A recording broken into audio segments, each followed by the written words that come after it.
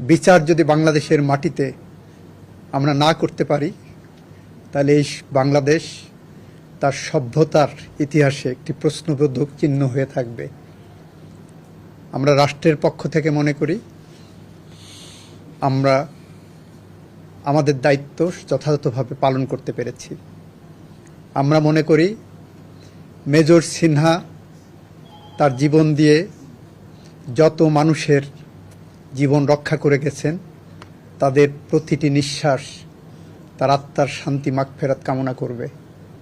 আমরা মনে করি মেজর সিনহার যারা সতীর্থ সহকর্মী, বিশেষ করে সেনাবাহিনীর যে সমস্ত কর্মকর্তারা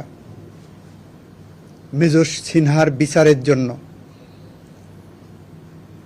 তাদের কণ্ঠ উচ্চারিত করেছিলেন, তারা আজকে একটু শান্তি পাবেন। কিছুটা হলেও হয়তো মেজর সিনহার শূন্যতা পূরণ হবে না, বাট তারা মনে করবেন তাদের কণ্ঠে যে প্রতিবাদ উঠে এসেছিল, সেই প্রতিবাদ একটি ভাষা পেয়েছে, একটি ন্যায় বিচার পেয়েছে। মেজর সিনহার আত্মার শান্তির জন্য তাদের এটার থেকে বড় কোনো ইবাদত হতে পারে না। সবাইকে ধন্যবাদ।